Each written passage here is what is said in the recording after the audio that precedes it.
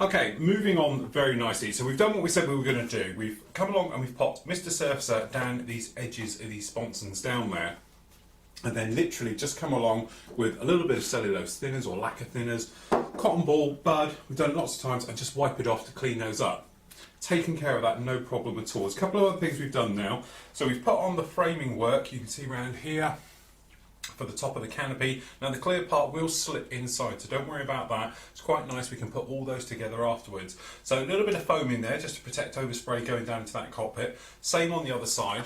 We've masked up the window down the front, again just taking care of it, and we've just gone around and sanded and tested and blended in all these areas where we had them. Now, quick test if you ever want to work out if you're a tail sitter or not. The easiest way is stick your finger where you've got the main gear at the back, okay, and then just let your finger go. Now we have got weights that are going to go on the back here, so just to test it a moment, as I say, we've got this tail going to be on the back and we're still nowhere near it, and I have to remove my finger probably about an inch up through the centre of gravity. But just as a quick tell, you can always do the thing, use a sanding stick, where the main gear legs go, pop it down, and you're looking for plenty of weight at the front. Obviously we've got ours wings folded, so it's going to be slightly nearer, but if you've got your wings swept out, it will be. But overcooking the weight is always a better option. We're not going to bend it. It's very strong undercarriage. It's not like you were using a thin metal undercarriage, something like that, that might bend.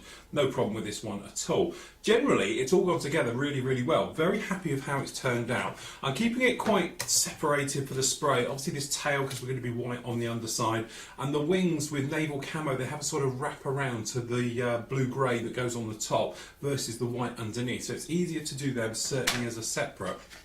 Little things we've also done, we've attached the latches, which are obviously going to be for the wing fold section, just so they're really dry so we don't have any problems, and we can just paint them up as we go. But again, we've taken our time and we've just gone around, so we've used all the sponges, working through the grips right the way over, and then certainly in with the polishing ones as well, just to take care and make sure we've got no nasty leading edges, things like that. Scribing wise, to be honest, it's not too bad at all. There's a couple of little areas we're going to take care of. So I'm just going to use a standard sort of pea cutter.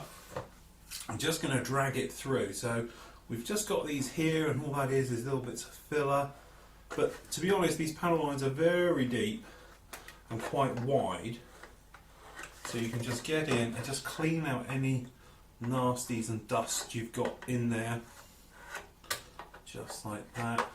And generally, most of the areas haven't been affected at all by rescribing. Now, we've got a few little bits going on. We've taken care of down here. It's obviously had filler, it's been polished. Also, we used a little bit of flat black acrylic paint just to go over, just to see what that seam looks like. So then again, you can come in with your sponges. You really want to use an older sponge. So we've got one here. All we do, very lightly sand over the top, just to see what it's like. And what you're looking for when you sand is looking for white dusty bits, and that's where it's got a sunken part and it's collecting, okay? But what you don't want to do is use something like a flat file, especially a hard one. Make sure it's a cushioned one, because when you come in and start sanding, you're going to make a flat spot. It's quite a curved edge on this one. So then again, coming in with the sanders, this is the polishers, you should be able to run right the way over. And it's twofold. You're not just trying to sand it to get rid of the seam, you're trying to keep the curve, you're trying to blend it all in again. Now also, by using a little bit of black paint on here, as you can probably see down here, what that enables you to do is to keep an eye on your panel line and see exactly where they are. So when you have got a situation like here, we've got this one in here, we can see where it is. So if you needed to pop it back in, perhaps you obliterate it a little bit, gets a little bit shallow, you can just come along with a needle and perhaps pop one in again and things like that. Little things down the bottom here, we've had a sand and a filler job just around these to make sure these are all nice, giving us no trouble. Same on the other side. So those two very nicely in. At the back here, just making sure those engines are blended in. It is going to be a slight different colour on this, so I'm not too worried about it. But really, we're in a situation now where it's together. We can get it over to the paint shop, get it in the spray bay, and then see how it looks. Because obviously, don't forget, when you're doing priming, it's just a way to see how your seams are. Because obviously, when you get into the paint stage next, you know, it's a little bit too far to start going back. You don't want to be doing mass touch-ups and things like that. But certainly at the same time, as we said, the wings are done. We've done the fuel tanks, they're all sanded, rescribed, put in together. We've done these rocket pods, they're all sorted out. We've unclipped off now things like the canopy frame, cleaned them up. To be honest, I snapped mine coming off, but luckily a little bit of extra thin, just tap it and it all holds together. So hopefully that's now strung back together. But I think it was a weak join in the plastic because it just popped open. So what we're going to do now, clear all these parts away because we've got plenty of white work to go on with, but I'm going to show you really about doing the primer work, and then we're going to be using pre-shading to break up the white, make it look a bit more, tonal differences, things like that, and then we can work on masking it all up before we get on with the camo sections and things like that as we work our way through. One last point I do want to mention. Sometimes you get a situation where you've got something that just niggles you, okay? It's very easy to walk away from it, which I was almost going to do with this one. And what that is in here, if we show you this one down here, you might be able to see that little slit, which is something to poke here if we use this needle. This little gap just down here, okay, in there, it just bothers me a little bit. It's got a little gap, where on this side, it's absolutely fine. No trouble at all down there. This side just has that little slit in it. It just bothers me a little bit as you see it in there, catch it in the light. So what we're going to use is this stuff. Now this is very, very, very thin plastic sheet. Now you can buy it, to be honest, I bought a pack of this stuff and I can't even remember how thin it is, but literally you can, here, and it is like tracing paper, you can see through it, it's that thin, but it's actually styrene sheet. The thing is, if you look around as you're going, you know, packaging, things like that, you can find this stuff, okay? But what we're going to do, it's just going to reinforce the back of that little blade area. So what we're going to do is just cut ourselves a big chunk for the moment. Okay, I'll just pull this top camera out just a little bit so you can see a bit better in here. And then what we're going to do is just have a look to see how much we're going to need. So it's quite a bit less there. So we'll just chop that off. What we're trying to do is make it roughly the same size of this blade that's down in here. So we know it's angled back at about sort of 30 degrees. Okay, so what we're going to do is chop these to about 30 degrees. So we've got this type of effect down here. Okay, and then we're just going to see how that fits in. So we're just going to grab some tweezers. It's a little bit big still. He says, trying to get it out. Too good a job now, can't get it out.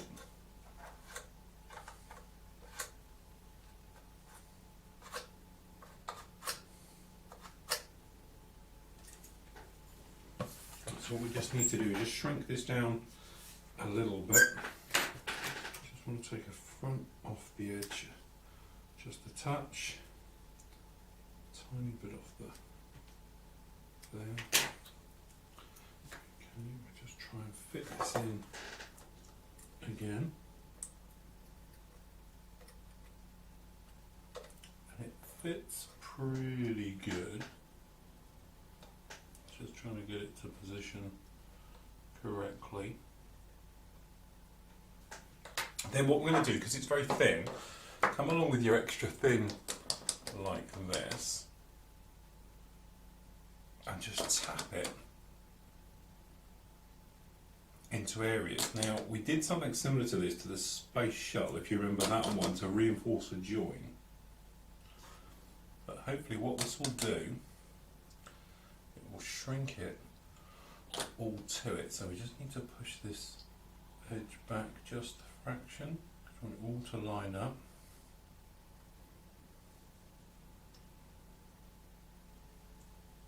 So what we can do, we can just pop it all in there. We moved it back just a fraction. Let's pull it forward again.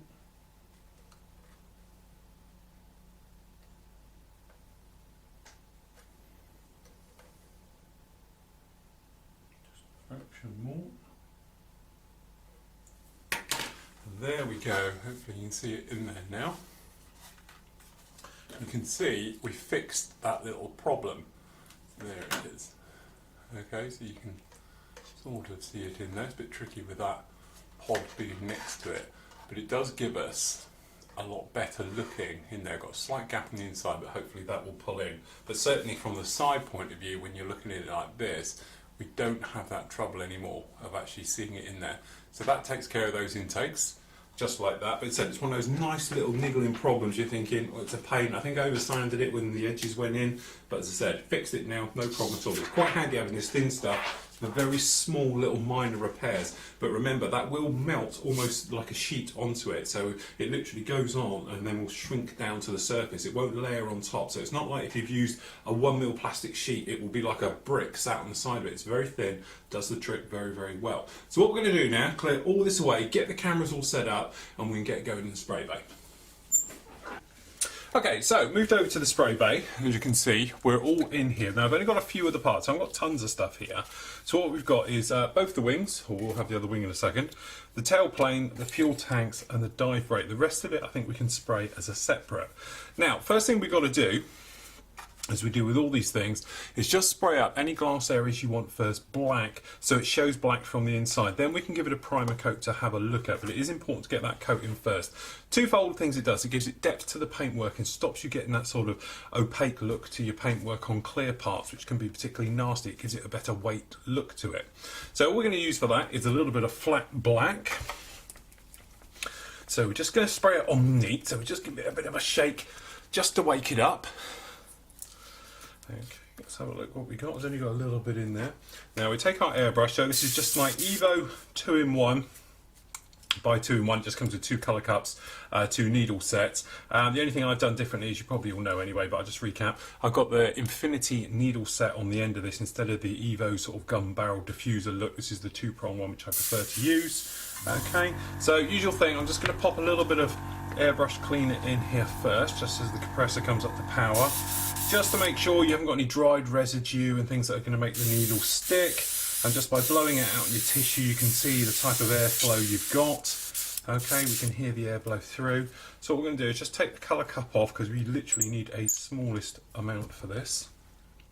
We're just going to pop a tiny drop of black in the colour cup. Check our flow.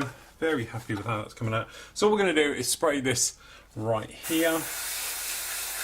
Okay. So we're just going to get the spray. At the same time, we're just going to do some of the major seam lines just to see how they're looking with paint on. But sometimes they can look quite nice and then you get airbrush paint on there, and quite frankly they look awful. So it's just a way of having a bit of a look first, and then obviously we've got primer going to go on this anyway, and then white. Obviously I haven't bothered covering up the intakes particularly because I don't intend to fill it up with paint in there. But what we can do now is just have a quick look to see if we've got any seam lines running down here and any lumps and bumps and things like that. We look to be pretty much okay. Perhaps there's a little one just here.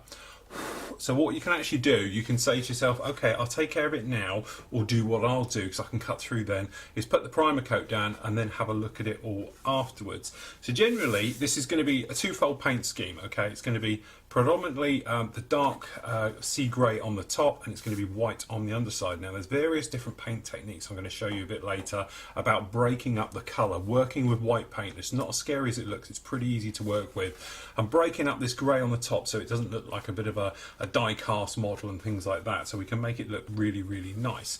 So that's quite not too bad in there at all. So all right, we're happy with that. So what we'll do, we'll crack on. So we'll just instantly blow out this colour. So we've got a cleaning station here.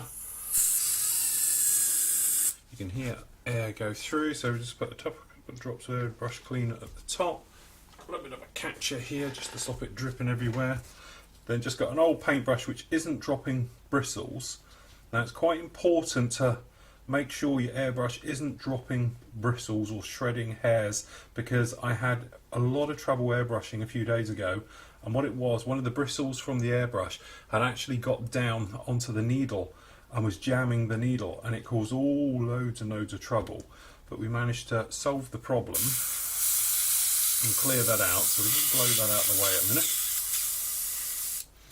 Happy with that, so we'll just grab a bit of kitchen roll, clean up the end, As I say, keeping your airbrush clean, it really will pay dividends. Just shake it nice and tidy. Don't let things dry too long on it, otherwise you spend your life cleaning out and things like that. So now, next thing up, we have a couple of options. Okay, we're going to be using just some standard grey acrylic paint Tamiya. This is XF82, just so happens I've got a lot of it lying around, okay, which isn't a million miles away what we're going to paint it in the end anyway. But the thing is, I'm just going to use it as a primer and put it down. You could go out and buy yourself something like this, which is a standard car grey primer. You could just spray it all over. The only trouble with this type of thing is it's not the most expensive on the market. It's quite cheap, and it does tend to flood if you're not too careful with it.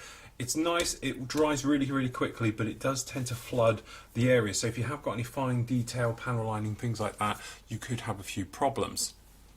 Anyway, your next choice you can use is the type of thinner you're going to be using. Now, if you're new to airbrushing, things like that, I really do recommend using Tamiya X20A. It does basically sell as on the 10, and you can thin it with everybody's acrylic paint. Okay, I haven't known anybody's which won't thin with this stuff. Yet, if you use other people's, such as extra acrylics, doesn't like, some people like to use IPA, various things. Sometimes with acrylic paints they don't work, they gum up, especially things like Model Air, things like that, they don't particularly like it. So really, X20A just works with everybody. But there is an option. And the option is to use technically an enamel thinner. Now this here is Mr. Colour self-leveling thinner. Don't take any notice of the 400, it's just a 400ml bottle, okay? But because it's Mr. Hobby on the top, okay, versus anything else of theirs that says Mr. Colour, Mr. Hobby range is an enamel thinner. Now this is self-leveling. What that really means is there's a little bit of retarder in there which slows down the drying time, which tends to give you a smoother finish to your paintwork.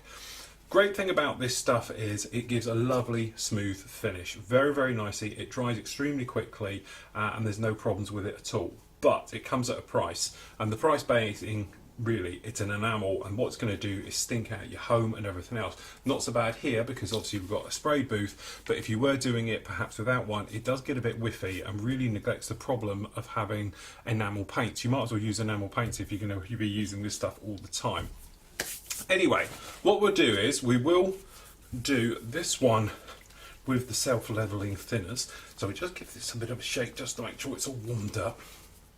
Now, usual thing I tend to do, grab a little bit of airbrush cleaner, obviously acrylic airbrush cleaner on a cloth, okay, and just make your way over the entire model with it. What this is doing is basically acting as a tacky cloth, gets rid of any dust, grime, particles, excess fillers, perhaps that have built up in panel lines, stuff like that. Okay, and will just help you with a smoother finish to your paintwork. So what you should have done by now is go around, sanded it all off. You are happy with it everywhere, okay? But what this does is just get rid of all the nasty bits that are perhaps hanging on, sitting in panel lines, things like that, because what will happen is those bits will just turn into speckles which will appear in your paintwork, okay? And that's not what we want. So a secret to a nice clean paintwork with no bits, no lumps, bumps, gritty bits, nasties, okay? A clean work area. Make sure there's no dust, there's no particles, everything else like this. If you have got an extractor, make sure it's running all the time. It will draw all the nasties away from it and stop it sticking onto your model. Again, wiping it over. You can go out and buy tacky cloth, specialist thing, automotive industry, which basically does the same thing as this. I prefer these because they're cheaper. Okay, and there we go, that just wipes over. So what we'll do now, we'll just give this a bit of a brush and wipe out, just get some of that paint off. So what we're going to do is just put our 5mm colour cut back on. Checking the needle, it should be nice and positive airflow. Positive means it doesn't run on. If it runs on a bit and just carries on forever, trying to get to do it, you can't do it. But what it sometimes means is a little bit tight here, there's a little washer in there, sometimes pinches on the needle a bit, so just slacken it off just a touch and that helps. But it should be nice and sharp. The trigger, really, really springy. If it's not springy, you've probably got something going on in your airbrush, okay, you might want to have a look at it, pop it out, give it a good clean. But generally, happy with that. So what we'll do, we're going to use self-leveling thinners and Tamiya paint, okay.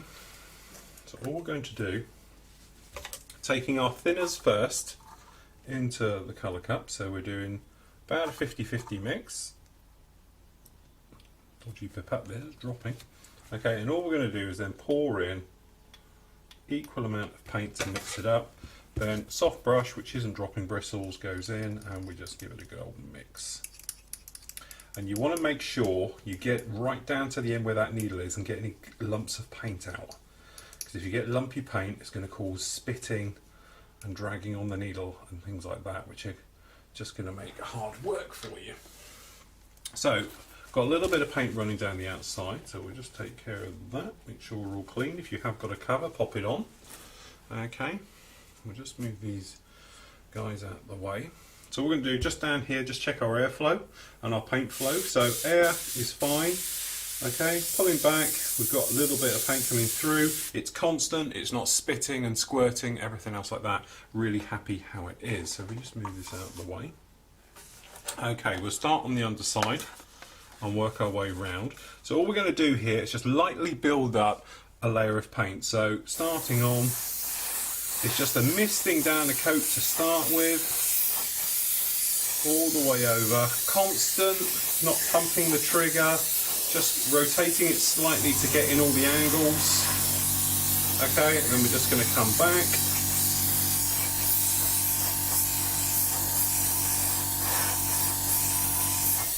Okay, and then back again. Do you think it needs a second?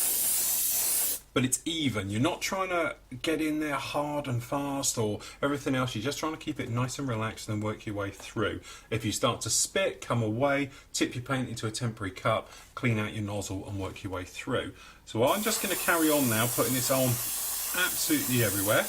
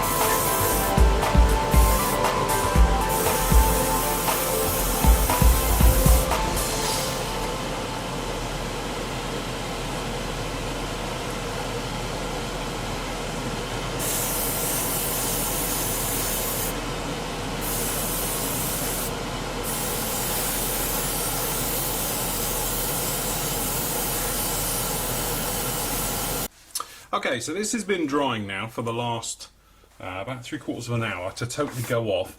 As you can probably see, we've got here very nice, silky, smooth paintwork.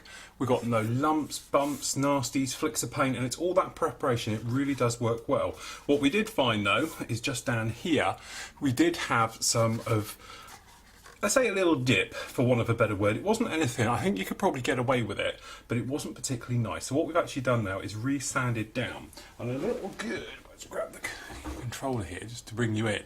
You can probably see this sort of scratching detail just down here on the nose here, and this is what primer does in very, very good way, because this scratching you couldn't see at all when we had this coat on, because it was enough to actually cover it all up. But now you can see where we've sanded this back, you can see this scratching, but we know it can be hidden. But this is where the good sanding sponges come along. Use it on the blue side, you can wet it slightly just to give it a bit more texture. But again, just the same thing, you're sanding, you will be creating dust and everything else. So make sure you come along and then wipe it all off to make sure you're all clean. And then we're just gonna have to go around and repeat everything we did. Now I had a little bit of an accident here. I managed to tip thinners absolutely everywhere, which we'll see at the end of this particular episode. But as I said, catch it, don't panic too much. I have big lots of thinner all over this thing. And what it does, sometimes it makes these little areas, you can see down in the tail here. Almost did it again. So you catch it. There we go. And this light is failing us right now. But it is one of those things where if you leave it, it just leaves a stain to it. But it's nothing too bad. We can get in there and fix the problem. Just don't panic too much about it. Let it all dry, sand it back, and away you go. And you should be able to recover like we've done here. Now I'm almost out of paint. Hence, whilst I've just put a bit of thinners in here and just giving it a shake, just to give us our paint flow back. But these areas which have perhaps been stained a little bit, you see down here, if you come over them now they've dried off, they will cover with no problem and ill effects at all with the actual build. So you'll be okay. Don't panic too much when you get thinners on your model. You should be smooth to touch, okay? If you're rough to touch, it's going to be rough as you go through. But what we're going to do is just gently build up. We're not trying to flood this down too much, because obviously we've gone down to plastic and we've got paint here, so it's going to take a bit of covering this to cover it all up. But you can see as we're working through, it's not taking too much to lose all of that work that we've created. Just remember to carry on past it a little bit and go right the way around. So as I say, we're just going to respray the entire front half of this nose section, top and bottom, so you're sort of blending it in, even though it's just a primer. So we've got a bit of spillage happen down here, so we're just continuing it all the way as we make our way round. As I say, it was quite a nasty spillage. It was about 200 millilitres, went everywhere. So it's one of those things, you panic at the time, it's just a case of, right, don't worry about it, we'll sort it out afterwards. But there we go, that shows us now being all nicely done, all taken care of. I don't want to handle it too much in areas where we've been, but as you can see, it's a nice smooth paint finish to this. No real problems with it, really, really happy. So all we're going to do now is stand this up, let it all dry off, which will be quite a job, I think, because of the way we've weighted this. It's very, very nose heavy. So we'll just stand it down like that, let it totally dry off, come back, have another look at it. If we're happy with the way it actually is, then we can say to ourselves, okay, that's great, we'll completely let it go off, come back tomorrow morning and start working on the weathering, where we can actually then start to pre-shade it and then start to work through the various whites that are going to go on, mask them up. Then we can go on with the dark sea grey and work our way through the actual work with that, again weathering that as we push our way through the build.